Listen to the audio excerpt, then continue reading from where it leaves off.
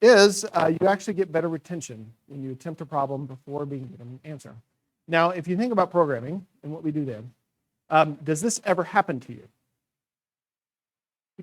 Actually, all of the time, right? We are working on a problem. I don't know how to solve that. You try a few things. You're like, wow, how does the replace function work in JavaScript? Like we talked about today. All right. And then you start Googling. All right. One thing that they noticed, and the book is full of studies. And so if you want research, you should totally get the book and look at what they're referencing. It's written by a number of cognitive psychologists, and I believe one storyteller. All right. And so, first of all, you get better retention when you attempt to solve a problem before being given an answer, all right? Sometimes you can sort of struggle your way through and solve something just by brute force and programming, just based on your knowledge and try to figure something out, experimentation. For bits of data like what year was Rome sacked by the Visigoths, you can guess, but it's not like you can go, I'm going to think real hard and just figure it out. You either have to know or you don't, all right? One thing they'll talk about is it's actually better to try before you look up the answer, which is very important, okay? Now, this is actually what they start the book with, and I believe this is the first full content chapter is chapter 2, and I believe this is the title of that chapter, all right? To learn, retrieve, but we all know this. Repetition improves memory. But I didn't want to leave it out because it is where they started, all right? Repetition improves memory. You know that if you do programming, all right, and you do something more than once and over, you tend to remember it. But let's flesh that out a little bit. Spaced repetition beats massed practice, all right, aka cramming, right? If somebody gives you their phone number, and you just keep saying it over and over and over in your head, all right, very quickly you get to the point where that saying it over and over in your head is not going to help anymore. All right, because it's always staying in your short-term memory. What spaced repetition does is it gets it out of your short-term memory, and then you have to pull it back out of your short-term memory. Now, if you can't pull it back out of your short-term memory, then you have to look it up or try to find this person again and go, what was your phone number again? Whatever. Spaced repetition beats mass practice. Now, mass practice can work pretty well for training for a test, but if you're talking about long-term retention, and that's what I'm talking about, spaced practice beats massed practice, all right? And related to that, there are spaced repetition systems that you can use to make this easy. Now, when I was in college and doing language learning, I did this with flashcards, all right? And I didn't know about this principle about spaced repetition. I just sort of figured it out. And so I started having categories of, all right, here's the words I'm going to see every day. Now, here's a stack I'm only going to look at every week. And here's a stack I'm only going to look at every month. And if I ever miss it when it's in the week stack or the month stack, I will move it back to the daily stack until I feel comfortable getting it to the week stack and the month stack, all right? That's how spaced repetition systems work. There's a program I love for this. It's called Anki, A-N-K-I. I use it for language all the time, sometimes for other things. You can record audio in it. You can put pictures in it. There's all sorts of plugins that make it a really good tool. Now, there are certain things that are, yeah, that's right, it's pretty amazing. See that emoji then? At least I think it was this emoji. Spaced repetition, all right, so repeating things is good. Spacing out the repetitions, all right, is definitely way better. All right, another principle, and this is the third chapter in their book. It's all around interleaving and varying practice, okay? Here's the basic idea and the examples they give, primary examples they give in this book. One for interleaving. The first example they give there is math problem, all right? Let's say you have to figure out the area, all right, the volume of a sphere. But you also have to figure out the volume of a cone. You have to figure out the volume of some other shape, all right? Interleaving, all right, is doing one, then doing another, and then doing another and switching it up. What mass practice might do is say, all right, we're going to do for the next 15 times, we're going to figure out the area or the volume of this sphere. And then for 15 times, we're going to work on a cone. What they're saying is, no, that's bad. What you need to do is you need to interleave them, all right? Because what happens after you do the first one, or the second one, you go, oh, I got this in my head. You get this false sense of security that, yes, I know this thing. But because you're doing the same thing over and over, it sticks in your short-term memory, and it's not going to go into your long-term memory until you forget a little bit. And this is what interleaving does for you. Interleaving, you first work on a sphere, and then you work on a cone. When you work on the other one, you have to forget the other one temporarily to think about the new one. And then when you return back to it, you're like, oh, dang, what was that? That's interleaving. Varying is similar. And the example they give for this is they did a test on a number of people, right? Where they had to, this was the test, right? You have to take a ball and throw it into a basket 3 feet in front of you. Okay? This is a tough feat for me, probably, all right? But in general, this was the test, right? They weren't trying for anything superhuman. And they broke the groups into 2 pieces, all right? One group, always practice with the basket 3 feet away, over and over, okay? The other group never practiced with the basket 3 feet away. It was always 1 foot away and 5 foot away, all right? What they found was those who did the varying actually did better than the ones throwing it 3 feet away. Right? So it's better for your brain to interleave and vary the practice. And especially on this interleaving, it really helps. It forces spacing, and it also helps you learn discrimination skills. All right. They also did studies with like bird watching, figuring out, okay, this painting, what painter is this painting from? Right. What you start learning is you start seeing the differences, and you don't get that if you do it all massed together. Interleaving and varying makes a big difference. All right. All right. So I have a question for you. Please enter it in on here.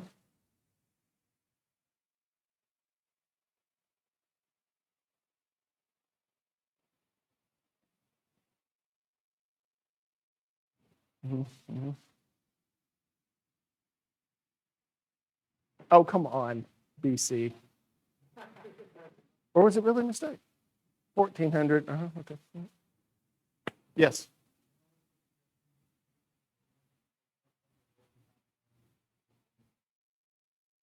I did purposely vary it, actually.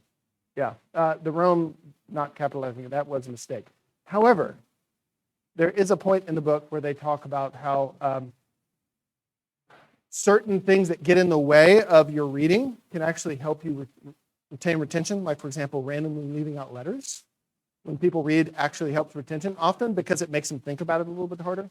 And so there you go. I did that on purpose, so I take that back. And yes, that was on purpose. Yes, entirely intentional. All right, so 410 AD. Okay, good. All right. There are such things as desirable difficulties in learning. There's a whole chapter on this, all right? Learning is not meant to be easy, per se, all right? And actually, there's a lot of benefit in those difficulties. Like, for example, solving problems you don't have an answer to. That's difficult. Problems caused by spaced repetition, which would cause effortful retrieval.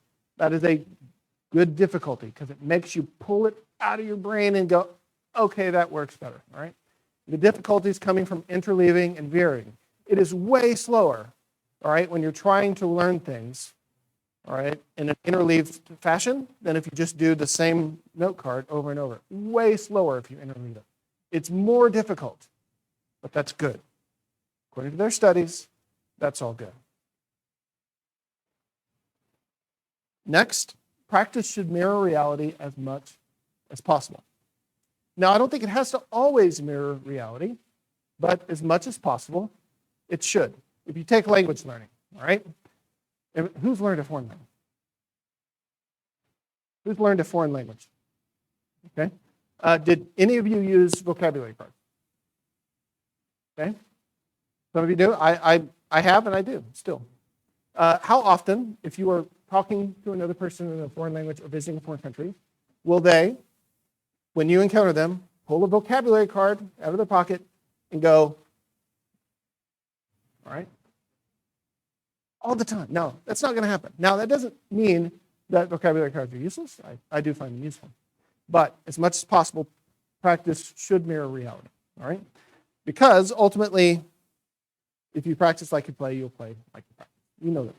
Okay. But it's a good principle to talk about. Actually, I'm taking a group of homeschoolers through this book right now. And for them, it's especially good. Of course, we're going a lot more slowly in that class than we're talking about tonight. Okay, now programmers, here's my question for you. Give you a minute to think about it. When you think about the things you're learning right now, when is your learning naturally, you don't have to try, when is your learning naturally varied, mirrors reality, full of spaced repetition, and desirable?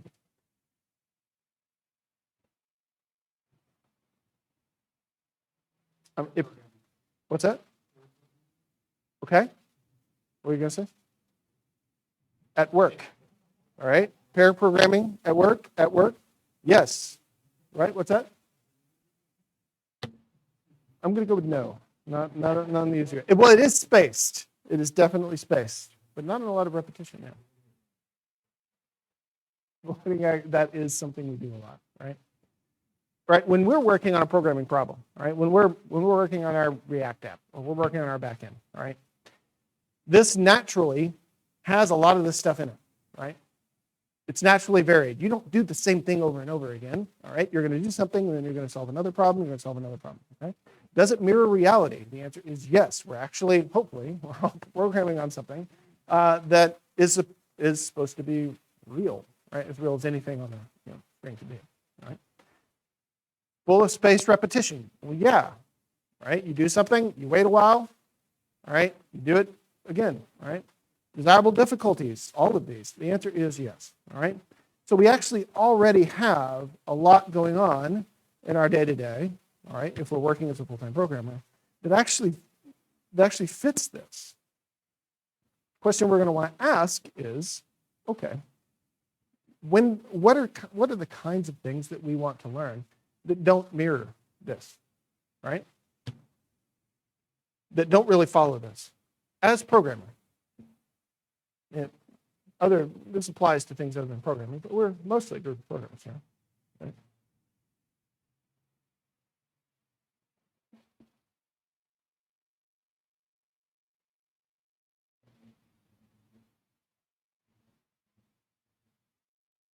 This is common, right? You're working on a new technology.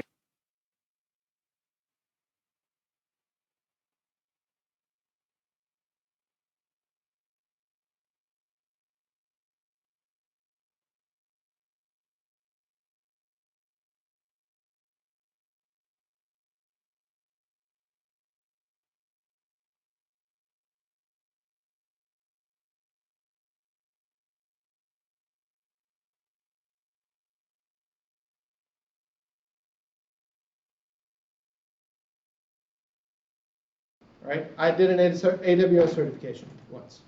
It was the LAMB certification. Don't be impressed. But I did it, and it expires in a few months. Wait a minute. Can I press the crying button? I can't. Right. It's oh, thank you for somebody for pushing it for me. I was not something I was using, like the broad breadth of that material. It wasn't something I used every day. At the time, I was actually running things on AWS as part of my full-time job. But I had to think about this kind of stuff to prepare for that certification. So there are areas that we really don't need to think about, right? But there are areas that we do. So here's the main ideas that make it stick, right? And there's more in the book, and I totally recommend you go read it. We've talked about it. Attempting and failing is actually good, all right? Having an attitude where failure is expected and good is important in learning.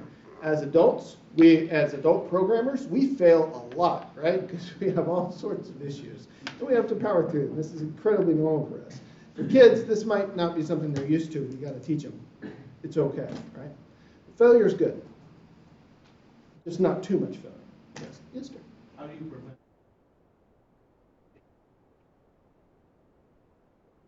Like you keep doing that, you like kind of make yourself learn the wrong way. How do you kind of not prevent the kind of repetitive spaced out? Mm-hmm.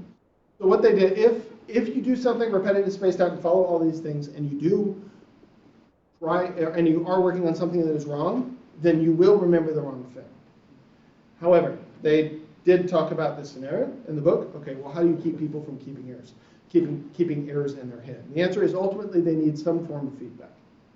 Now, for us, we sometimes get that, right? We try this thing, compiler says no. That's feedback, right? We try this thing, it doesn't run correctly. The logic's wrong. That's bad feedback, all right? We do this thing, it's an incredibly slow way of solving this thing, but it works. We don't necessarily get immediate feedback until somebody looks at that code and goes, that's gross, don't ever do that again, right? And so feedback, generally speaking, what they found was as long as you're giving feedback, it's good. So it needs to be feedback within a certain window. Their general thought was feedback immediately after, like you get it wrong, that's not actually good. It's better to give them a second, right? Give them a little bit, all right? No, maybe more in a second, all right? But yeah, I mean, if they keep doing the same thing and there's errors and they don't get corrected, they absolutely could learn bad things. And I bet the studies they talked about related to that would have more detail exactly what that timing is. Yeah. So all these things are good. Some things we do naturally fit and automatically get all these things. It's really when we step out of our day job, where we're learning a new technology, we're working on certification, we're taking a course, all right? All these things, we're getting training. We have to think about these things, otherwise there's a chance they won't stick, to use the. All right, what was the group of barbarians that sacked Rome in 410? Go ahead, think about it. Definitely varying, right?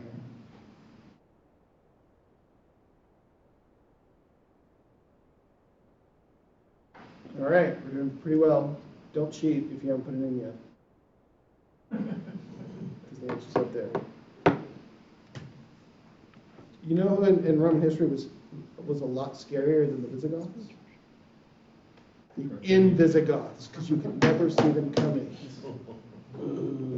It's terrible, isn't it? Yeah. But it'll make it this an easier to remember. Invisigoths, Visigoths. Cool.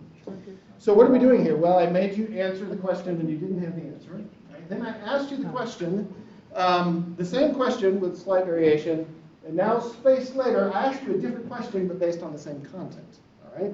And look at all these people who totally did not cheat and remember that it was in fact the Visigoths.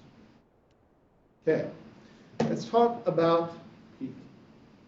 Make it stick, a very different kind of thing than peak. All right? But still make it stick. The principles there are certainly worth it for a wide variety of things. Peak. Before we jump into this, any questions, any thoughts about make it stick before we continue?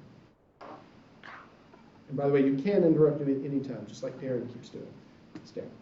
Yes, like so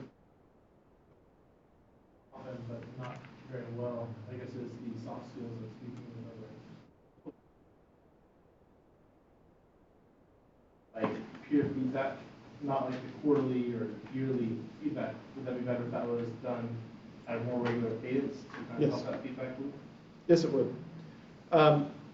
And I don't think this was specifically covered by the book, but in general, I mean, if 8 months ago, I was in a conversation with you and you said this thing, all right?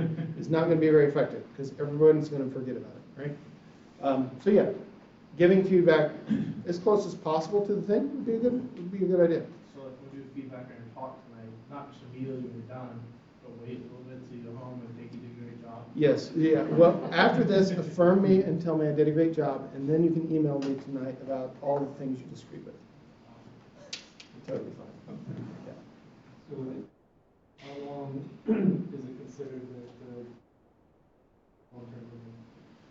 So if you used a spaced repetition system, it actually doesn't matter. All right? Well, here's the way Anki works. All right? It's really great. It's sort of like what I did before with flashcards, except better and bajillion ways. So you see, let's take foreign language vocabulary. Put the foreign language word on one side, you put your other word, your native word on the other side. All right? You see the thing, you're like, ooh, I don't remember it. All right, I'm going to say, I don't know. All right. And then you see it again, you're like, I sort of got it. And what Anki does, it has a series of buttons. That's basically like no, good, excellent, all right? To where you're just like, oh, I sort of got it, and so it waits an hour before it shows you that card again, all right? And then the next time you see it, you say, I got it. It waits a day to show it to you. Right? Then you wait, the next day you go through it. If you get it right, all right, it says, well, if it was hard for you, we'll show it again to you tomorrow. If it was easy for you, all right, then we'll show it to you 2 days from now. If it was really easy for you, we'll show it to you in 5 days, all right? And so depending on your level, all right, you're gonna basically say one of those ranges, all right? Now, if you ever miss it, it puts it back at the beginning slot. I've got some vocabulary cards in my Anki that are like 2 years, all right? That I've had it around for a while, so some of them I've actually seen them again after over a year. But and so if you use a good spaced repetition system, the whole question of when can I retire this card, you can just go and get rid of that question. It doesn't matter, because if you really got it, you're not going to see it and have to worry about it for a couple of years. Now, in terms of what's the scientific answer for long-term memory? When does it become long-term memory? I think ultimately, I don't know, but ultimately it's a question of function, right? How badly do you need to remember this thing, all right? And if it's important enough, put it in a spaced repetition system if it's something that works in a spaced repetition system, all right? And just put it on a cadence and try your best. Right? But I can't really give you a full answer, but if you use a good system, it'll at least mean you don't have to keep reviewing the same thing that you know really well often, so you don't have to worry about it. That's my thought on that. I've used Anki for a little while as well. Mm-hmm. But, what types of questions do you formulate for a developer asking? One thing to apply things like this. Programming, where I'm sitting there in front of a keyboard, never. Right. What's been your experience? What have you done that's worked for you? So learning syntax and concepts. You know. So I would do spaced repetition, but I wouldn't use it with Anki. You're right. I don't think Anki would work very well for programming. What would work really well, all right, is if you say, okay, I'm going to learn how to do this certain thing. We'll take Angular, all right, something recently I've learned. I'm going to learn ngF, all right, how do I conditionally show something or hide something, in a page. Okay? ngIf. Ng for Angular, and then if for if, all right? And so I'll go, okay, I'll use that. And then what I'll do is I'll say, all right, I'm going to in a few days, do the same exercise. And so I've got plenty of time to forget about it, and then do the exercise after a few days. I've also done, even though at the time I didn't really think about it, I used to do a lot of live programming presentations, right, where I would be coding through as I was working with people through things. I think that's helpful, but you also have to prepare a lot for those, because what you don't want to do is do live coding and then get syntax errors and go, oh, I'm sorry, I'll try to figure this out. Give me a minute, all right? It happens, but you try to avoid that as much as possible. How did I avoid that, right? I would get essentially the entire presentation ready a week or two in advance, and I would one day walk through the whole thing, basically recode everything we're going to go through in that talk from beginning to end. Set it aside to the next day. Walk through it again, all right? After doing that 7 or 8 times, what I would then do is I would, as some of you have seen some of these labs, I would then make YouTube videos about those, all right? Because I've already practiced all that, and I can just put it on YouTube, and it's another practice run, and I've done it after I've polished it. And so then by the time the live talk happens, I've built this app 7 or 8 times, all right? And that spacing helped a lot. Now what that doesn't do is that doesn't really vary or interleave as much as I could do. But that was for presentation prep, and that's really what I was preparing for. And a lot of that stuff still sticks with me today. There's various things that those presentation preps were really useful for. And so that's how you can do that. And the way interleaving would work, all right, would you just wouldn't do the same thing, same app over and over again, all right? You'd build a little bitty app, all right, and then you'd wait a week and you'd build that little bitty app as well. Well, practice needs to mirror reality as much as possible, and so you would want these things to be realistic. The difficulty is a lot of real apps are big, and so it's not necessarily a small thing, a small app that you're going to be building every once in a while. You might want to build something more sizable. That's how I would actually do spaced repetition with programming. Now, Anki itself, as a spaced repetition system, would work really well for getting ready for various certifications. Because you take AWS certification and you're supposed to remember random data, all right? If I just watch, as I did, I went through Cloud Guru, which has been purchased by Pluralsight. I went through Cloud Guru, and you see information, and I'm not going to remember most of that information. And so you take the certification, and you hope that they don't ask the many questions that you forget. If you take the time and put them in Anki, then you can actually get spaced repetition on them. Also, you can share your Anki decks. And so if you can get some friends together to work on an AWS certification, you can also create shared Anki decks of random data that you don't really need to memorize, but they expect you to memorize for the certification. So.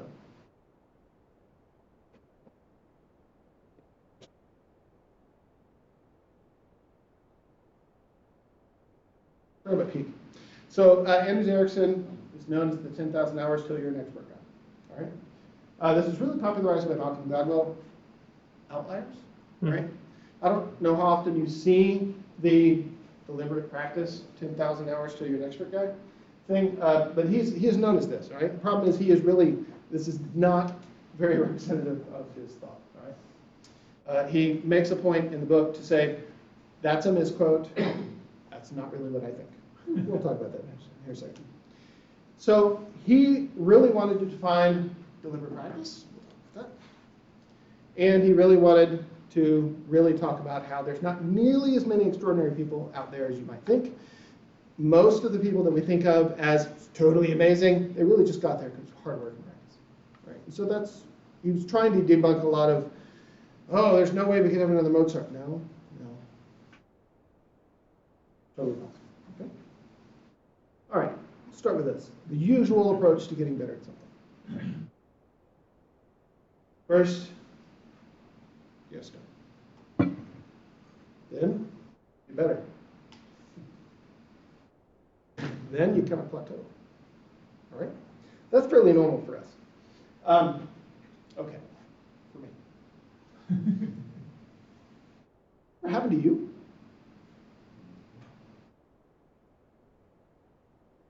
Let me ask you a question.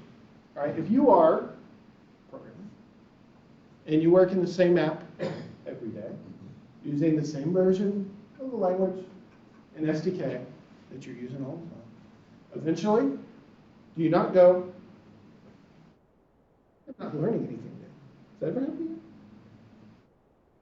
Okay, totally happens, right?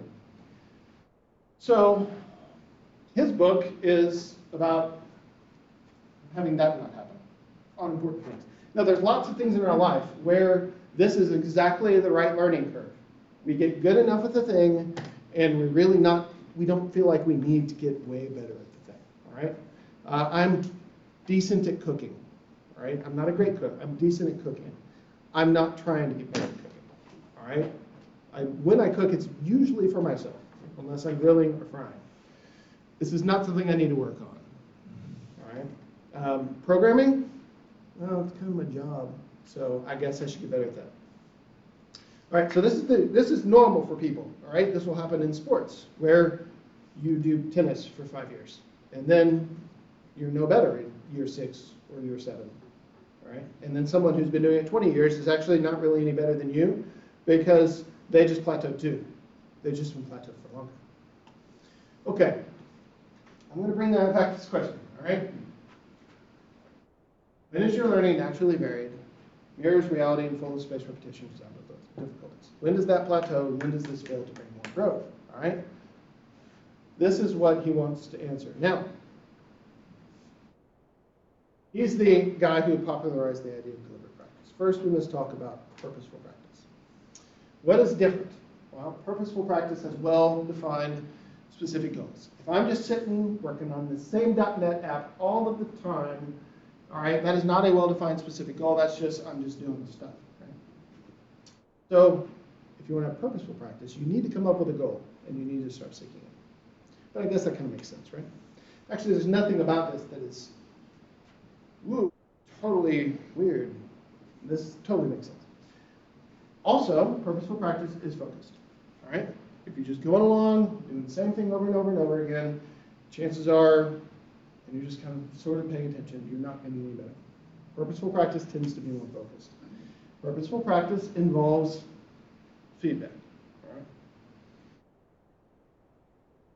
You're doing things, and then you go to your senior or more senior dev and you go, is this stupid, right? Or maybe you're not actively seeking it and there's a pull request and they go, nope, change that, right? Or this is crazy. You know? Purposeful practice, though, if you want to make it purposeful for you, you're going to look for feedback, and that's very good to do. And generally speaking, this means you're going to have to get out of your comfort zone, all right? Comfort zone programming, we do this. We've been doing it for a while. We're sitting and we're working on our app. You're going to have to get out of your comfort zone, all right? Try a new framework. Try a new language entirely, all right? Try to build something you've never done before. All you've built is web apps? Cool, build a mobile app. That'd be different. All you've done is .NET? Cool, go learn Python, whatever. Just go learn. If you all you've done is .NET, go do some front-end programming. All right? So this is practice, all right? And you can apply all of these and think about your own career and think, which of these is true about my current practice? All right? Do I have well-defined specific goals? Am I focused? Or am I just sort of doing the thing, right? Are you getting feedback on what you're doing? And are you getting out of your comfort zone? Think about that, and for purposeful practice, fix the things you're not doing. Now, real quick, before we go into what deliberate practice is, one of the major topics in this book, and I think this is definitely true of us, and he says it's basically true of any complex skill, right? Experts ultimately build effective mental representations of what goes on. He spends a lot of time in things like chess, right? What distinguishes really good chess players from really bad chess players? A lot of it is just time seeing different types of moves, different types of matches, different types of patterns. And they sort of stick into your head until you don't really have to consciously think about all of them. Has this ever happened to you in programming? You ever feel this way? When you're first starting, it's all hard, all right? It's all hard all the time when you first start. Eventually, it sort of sticks in your head. What's really fun is, and this happens a lot when you're teaching, is you're teaching a junior developer to do a thing, and they've been struggling on this thing, and they just can't get it to work. And they bring you over, and they're like, I don't know what's going wrong. And you look at it, and you see it immediately. Ever happened to you? Sometimes that's just because the familiarity they had just wasn't letting them see it. Often this is going to happen with expert programmers. You're like, oh, it's right there. I see it immediately. Because you see past all the noise, you see the pattern, you see the ideas, and you just go, yes, I know exactly how to solve this. We will totally do this. And this is one thing that will separate really good programmers, right, from maybe not really good programmers, right? You've got a lot of experience. You know patterns. You've seen lots of mistakes. You've made a lot of mistakes. And over time, you've got this mental representation built up in your head. Now, this takes a lot of time. These often, according to Erickson, tend to be highly specific, meaning a chess player, if they're really good at chess, does not necessarily mean they're going to be really good at anything else. Right? These mental representations, according to him, tend to be specific. Right? Just because you are really good at programming does not mean you will be really good at math. Though those two tend to actually go along together, but I think that's probably because of school. All right? I am not particularly great at math. I'd like to think that I'm at least better than a mediocre programmer. David, please don't disagree. If you want to correct me, you can correct me later when we're not in public. This skill doesn't necessarily transfer because the mental representations you build are specific for what you're doing. And often building these things are really change your brain. One of the studies they had was of London cabbies, right? So shaking your head here. London is apparently, I've only been to the airport, London is apparently very hard to drive around. And what they did is they did studies on cabbies. And there was a certain part of the brain, and it is totally slipping my brain right now, my brain, which part that was. There's a certain part of the brain that would actually grow in cabbies over the years towards as they got their certification. It would take years for them to get this cabbie certification. Why? Because basically they had to memorize, they had to work out this representation of how the city, as trying and crazy as it was, worked. Now they also did this same test on bus drivers in London, and it didn't happen for them. Why? They had well-defined routes. They didn't have to think about it. They didn't have to build the mental representation, where the cabbies would, right? Because they could be going from anywhere to anywhere in the city, and they needed to know the best way. This is, I think about this a lot in terms of programming, because so many of our problems are very different than other ones, right? I'm always learning and having to solve a new problem. And this is really good. This means it's building my mental representation of how programming works, right? Now, I do think this is going to be also very specific. I'm good at web development, all right? I once, a number of years ago, built a very basic interpreter for Pascal, all right? I know, it's stupid, right? I did it as a mental exercise. But you know what? My knowledge and my way of looking at things is very much tailored towards the general world of web development, not building an interpreter, right? I would be clumsy at it at first. Now, my years of web development, will that help do something like that? Sure. But these mental representations that we build tend to be fairly specific. So don't just assume because you're a really good programmer that you're just going to immediately go, boom, I'm amazing at something. And you can really think of it as super advanced pattern matching. If you've seen lots of patterns, eventually they stick, and you got it. Now, deliberate practice, all right? Now that I've read this book, I will never be able to read most business books that talk about deliberate practice, because actually everyone that I've seen, now that I've read Erickson himself, don't actually define things the way Erickson defines them. So now I'm just going to be like, deliberate practice. It doesn't mean you go, I'm going to practice on purpose, right? That's how we might use the word deliberate, right? I'm going to do this on purpose as opposed to an accident. This is not what he means, right?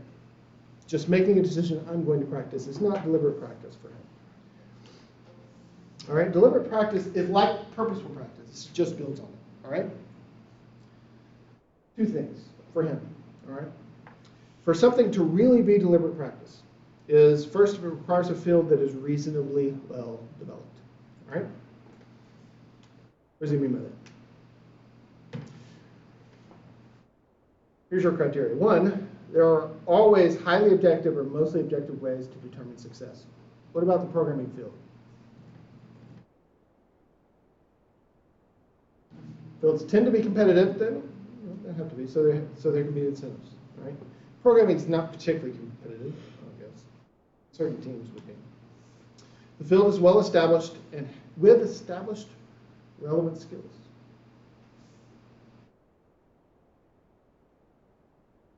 And then they have a subset of performers who basically develop their sophistication and then teach it to others who then develop greater, and then they teach it to others. And so ultimately you get this virtuous cycle where the world keeps getting better and better and better.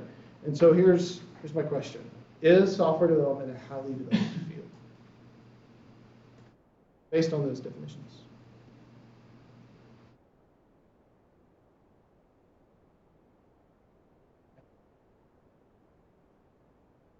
Okay, yes, I should have done a poll here. Yes, we got a no in the back. What else? We had a shake. Hey.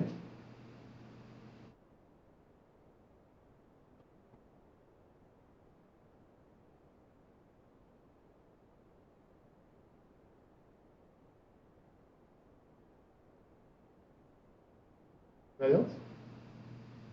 Like, he didn't give an answer. This book was not about programming, so I'm not going to go, and Anders says no, or Anders says yes. I personally am very skeptical. I'm actually very skeptical that we are. There are certain things that, yeah, sure. But there's lots of things that they're like, we are very, as an industry, we are extremely fatty.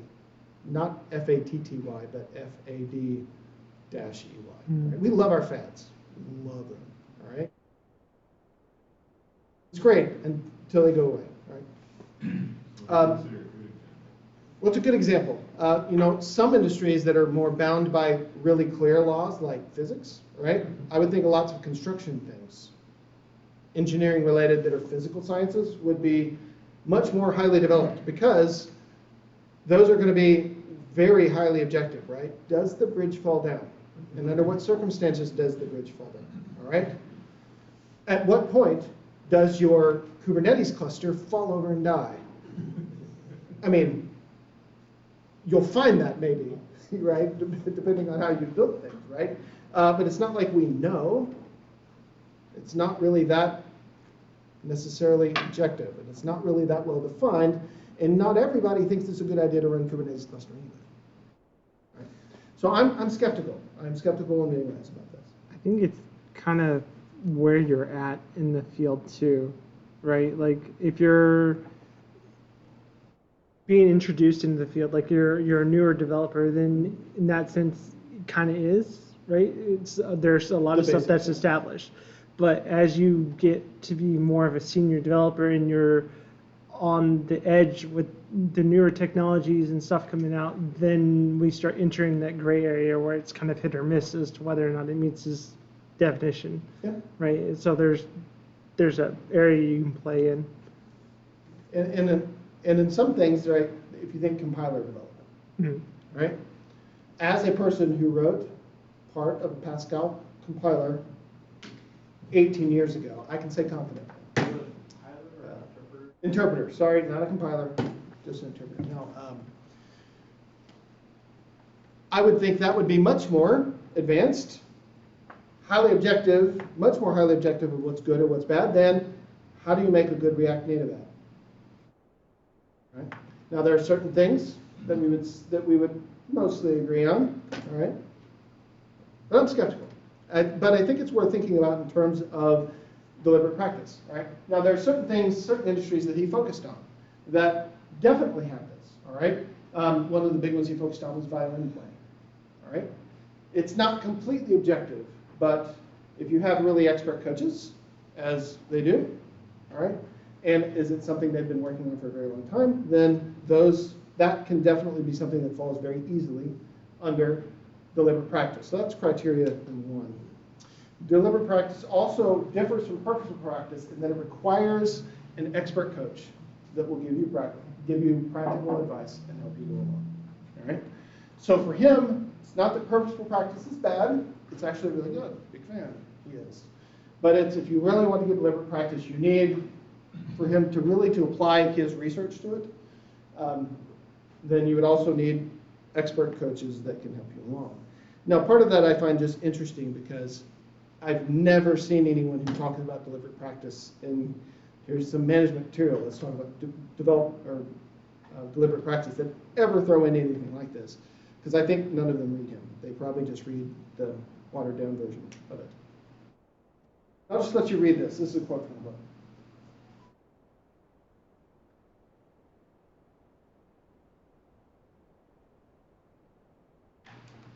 In this last sentence, deliberate practice is purposeful practice that knows where it is going and how to get there. Right? Often when we're learning, we don't know where we're going and we don't know how to get there. We might be doing the good things in purposeful practice of staying focused and having goals. That doesn't necessarily mean we're going in the right direction. Right? This quote's also, I thought, worth.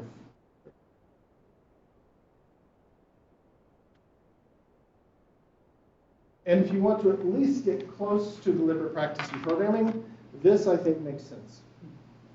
Find people who are way better than you and try to work with them so that they can give you, right? Watching YouTube is great, but they can't give you feedback. It's super useful. All right, so we already asked that question. All right, here's the 10,000 hours rule. What do you have to say about it? So basically, here's the 10,000 hours rule, all right, that came out. Basically, the idea is you become an expert in a field in 10,000 hours. All right, that's what you need. All right, that immediately should just go, wait a minute, why would it be 10,000 hours? That doesn't necessarily make any sense. He was like, no, this is wrong. This is definitely wrong. There's nothing magical about that number, is what he said, all right, first of all. Some things are much higher. Truly expert pianists, not good ones, truly expert ones. He's like, when do they get there? On average, 20 to 25,000 hours of practice. That is a ridiculous amount of time, all right, ridiculous amount of time. Now, even in programming, I've done a lot of hours in programming, but not all of it is focused. Not all of it is with set goals.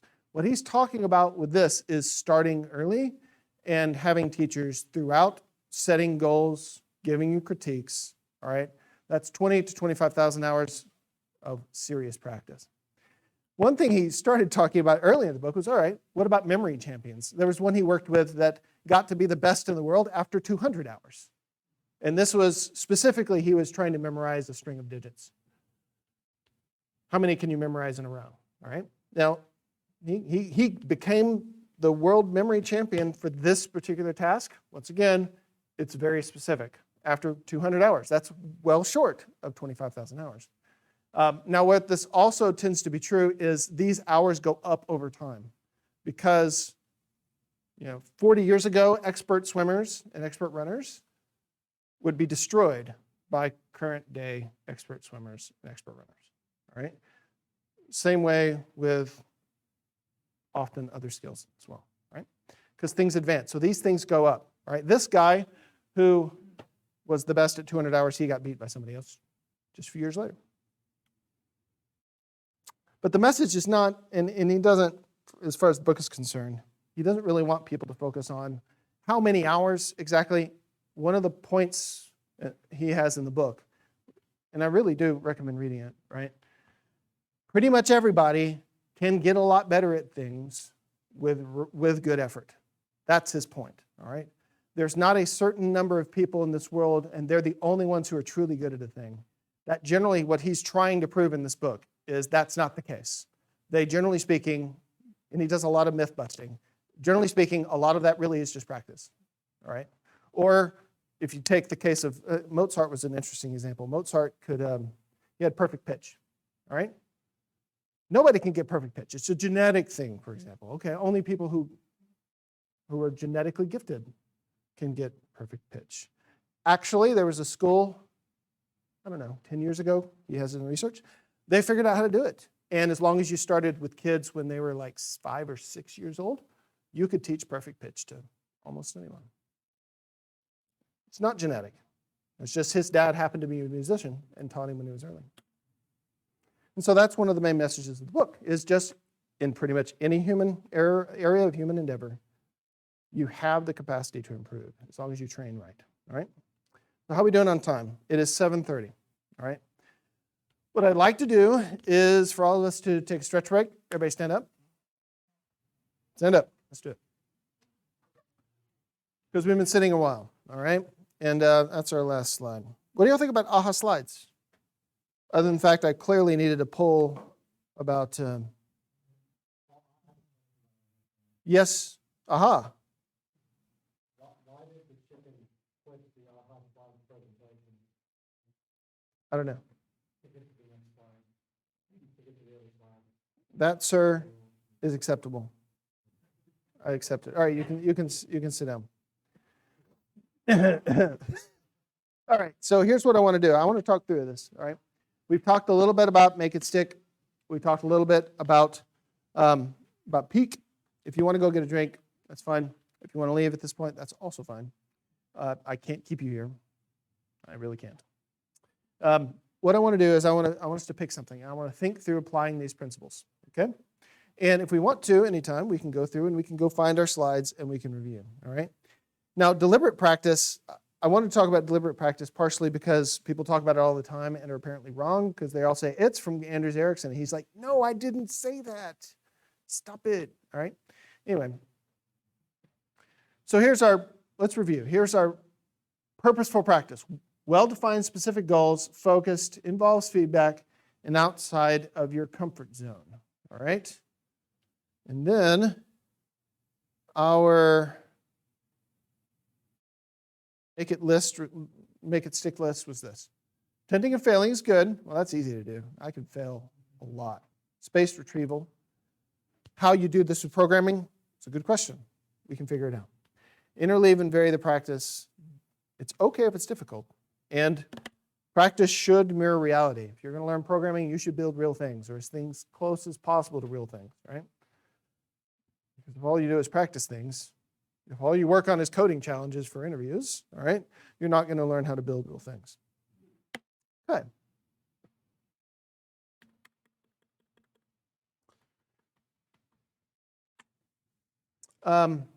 Bennett, name some framework or language that you don't know that you would like to learn, or at least would be okay with learning. Maybe you don't like it. That's fine.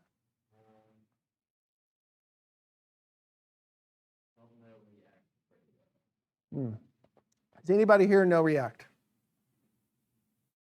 Okay, we can't pick that one. All right. Jonathan, what's something you want to learn that likely nobody else in here knows?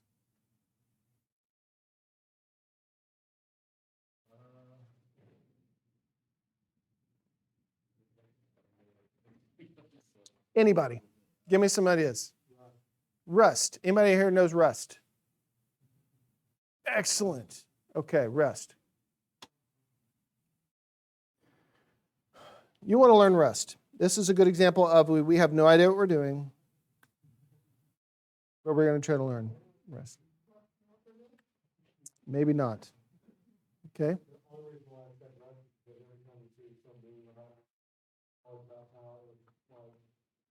Basically, God's gift to programming, and it's better than everything possible. And so, I just threw that out there.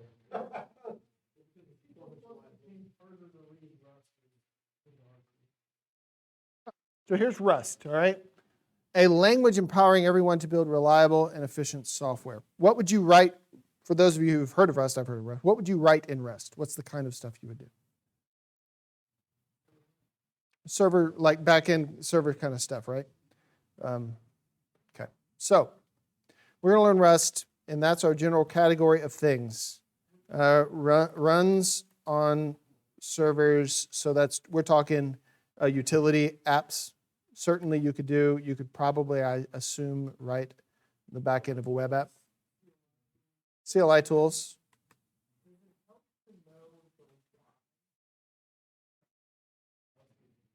Mm-hmm. I think it's because people hated C++, right?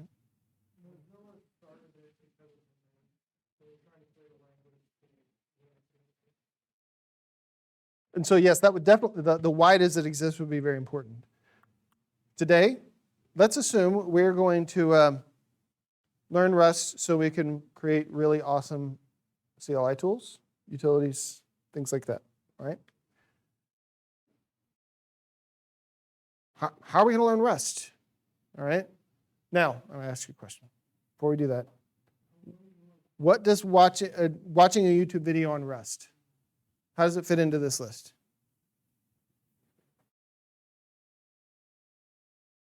Okay.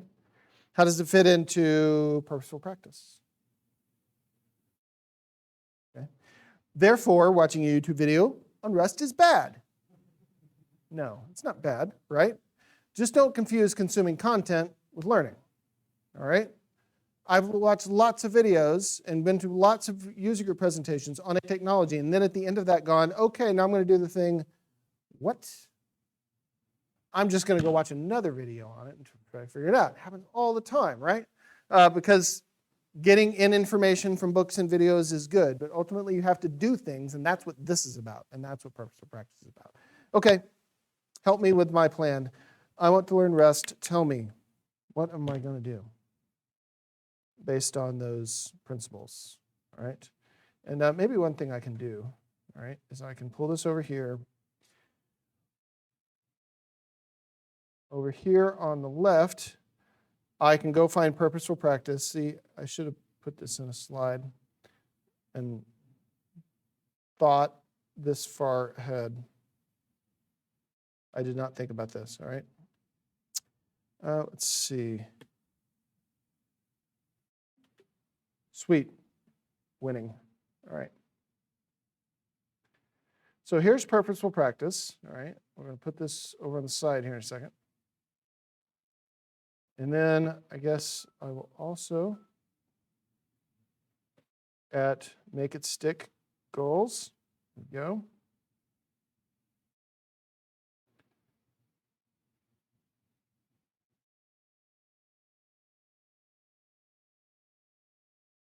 Enjoying watching me do this? Why can't I grab the bottom? Computing is hard, all right? All right, there we go. All right, scooch. Look what just happened, all right? Well, my life is difficult. You should really pity me, all right?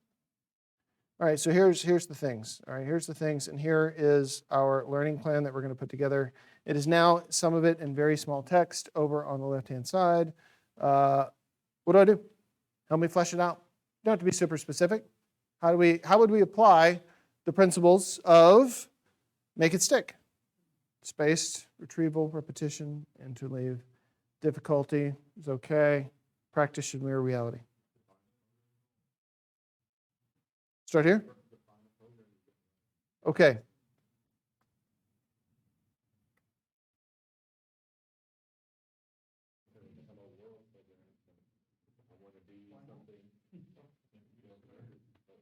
As a first one, that's good, right? But it's not, hello world is not something you'd probably want to do over and over, all right? So find a program you want to write. Right, all right? Is it going to be easy or hard? First, it's easy, all right. So you want to find a program you want to write?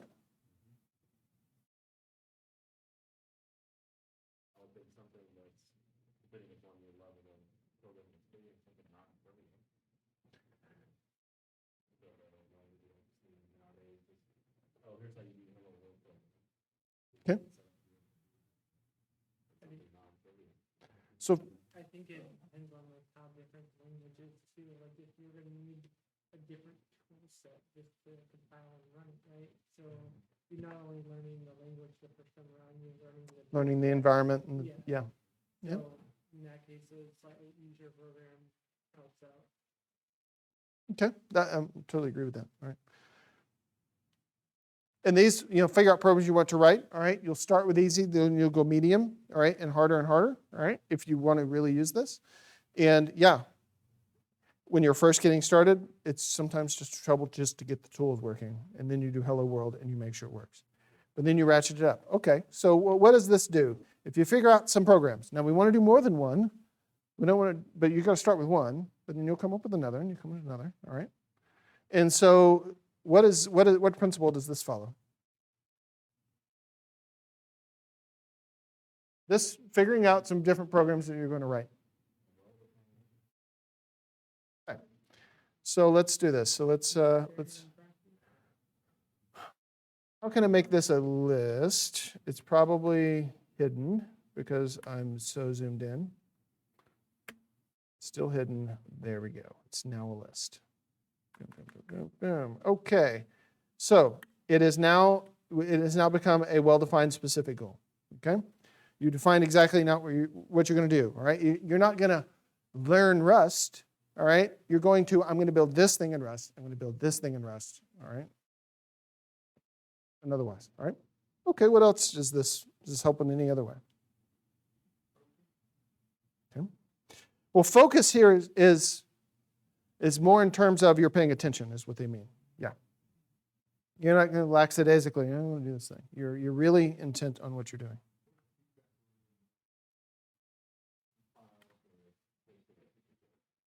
Okay. Let's talk about that. Okay.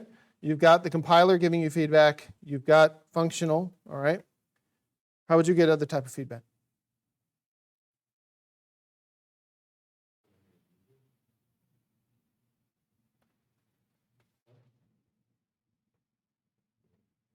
Yes, all right.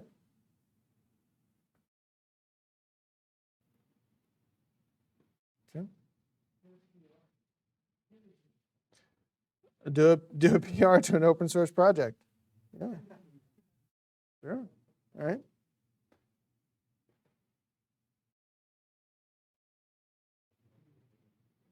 Okay. What else does this do for you? Yeah. Mm-hmm. You've got the interleaving / variation, all right, built into this because you're not just writing the same program. You've got multiple different things you want to solve. Okay. Now, is there going to be any repetition in this? If you in a programming language and you're going to go, I'm going to build these 5 different apps, is there going to be any repetition between them? Sure, there certainly will be some repetition, all right? But you can also build in more repetition, like if you solve different types of problems by going, all right, I'm going to build this app now, and I'm also going to plan to build this app again in 2 weeks. And I'm not going to look at the source code of the way I did it the first time. All right, I'm going to have to rethink through it again. Maybe even have to re-Google some of this stuff over again. All right, try to pull it out of your brain. It's more effortful that way than just looking at the cheat sheet. All right, one principle they certainly talked about, it is way better to learn something by doing than to be given the answer. All right, learn it by doing. Don't just be given the answer. Okay, so you get some interleaving, you get some variation, you get repetition. Especially if you do the same app and then wait a few weeks. And then, of course, you get the spaced part of that if you do that as well. Okay.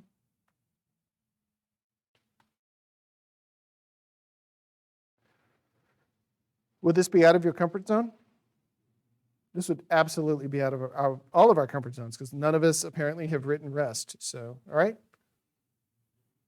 Now, after you've done these easy apps, all right, how do you really make sure that this mirrors reality? Hello World doesn't really mirror reality.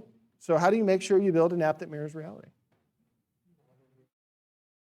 Solve a real world problem, all right? That's how I learned to program. I had something I wanted to build that didn't exist. So I learned enough programming to build it. If you don't have something that you really just feel like needs to exist in the world, all right, what do? Find something that does exist and recreate it. I think used to in web development, it seems like the most common thing that you would write when you're learning a framework would be, all right, you're going to learn this server-side thing, learn to write a blog, all right? Actually, learning to write a blog is a really good exercise. My blog, which I haven't posted to in several months, I have rewritten that thing like 6 times, all right, in multiple different languages. It has actually been a really good exercise.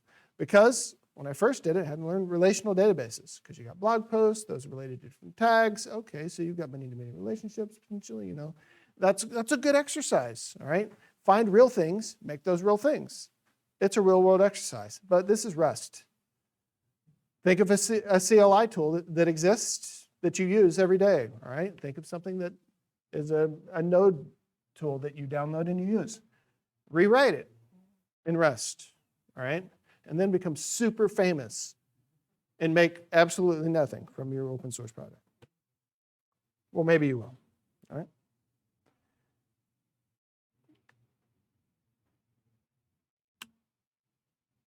And this is something you got to make sure. Make sure it mirrors reality, all right? And whenever you do this, all right, the make sure it mirrors reality thing, I can tell you, and this is something I learned whenever I was learning to program, I taught myself. I had a few friends I could go bug and ask stupid questions to, all right? I'd go like, ooh, how do I solve this thing? I remember having lunch one day. You might know Sean Lostro by any chance? He lives in the area. Super nice guy. I remember having lunch with him. I was talking about a problem. I had no idea what I was doing. I've just been a .NET programmer for a few months. He's like, you know what? You should check out system.collections. They probably have some things there that help you. I'm like, I'll do that. And so I was talking to another programmer guy, and I'm like, oh yeah, I'm gonna solve that. I'm gonna use system collections. He's like, okay, which one? I'm like, I don't know. There's more than one.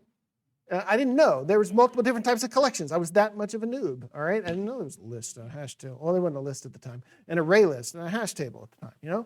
I didn't know any of that stuff. Well, having somebody that I could go bug and say, hey, I need to solve this problem. I'm stuck. It was super helpful for me, all right? And so this is a way for me to get expert guidance in a sense, all right? Where should I be going next? Some sort of coaching, even though I wasn't in the class, all right?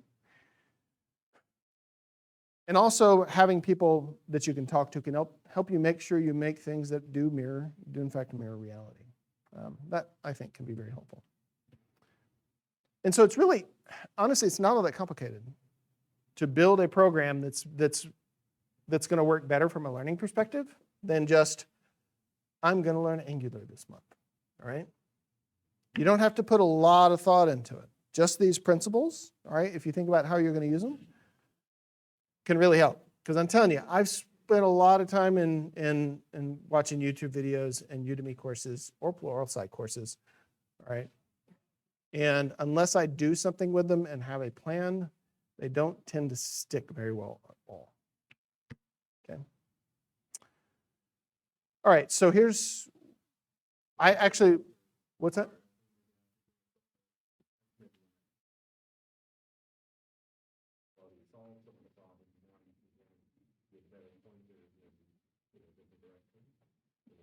Yeah. That is, I think, definitely true, right? Because as programmers, right, and this is true of everywhere, right? To learn about C, you need to learn A and you need to learn B, right? Requisite knowledge has to be there often when you're learning certain things. When you're learning to program, you're going to watch these videos, you're going to go, I don't know what most of that means, all right? And then you go practice for a little while and you go back and rewatch that video and you go, I got most of that, but not that part, right? And so you're absolutely right. As you build up more knowledge, any sort of content that you consume is going to be easier to consume. So, totally true. And because it has something to hang on in your head, it's going to fit. I mean, I think of knowledge not as random facts in your brain, but interconnected things, or in Erickson's lingo, a model in your head. If you've got a well-developed model and a new piece of information comes in, it's very easy to attach it to that model and go, I can change what I'm thinking because it's a new thing that fits in with these 20 other things, right?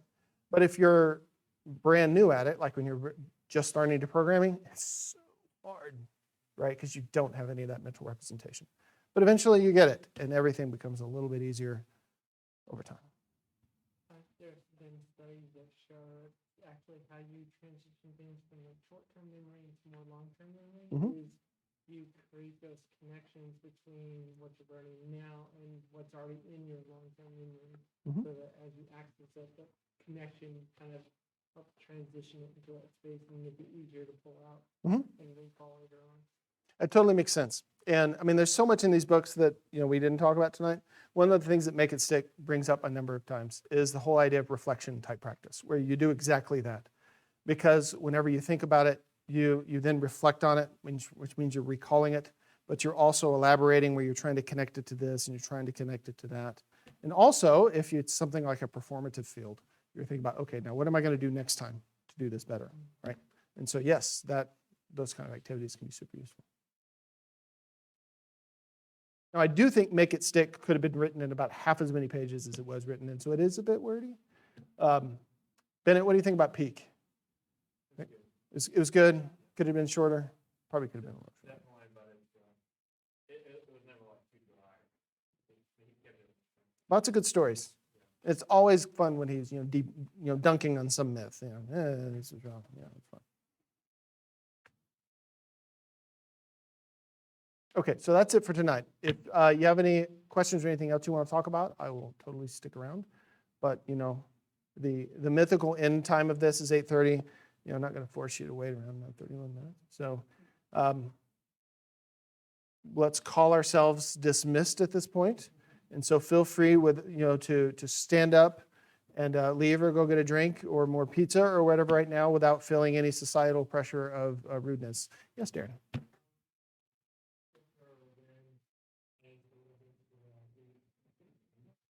Darren, this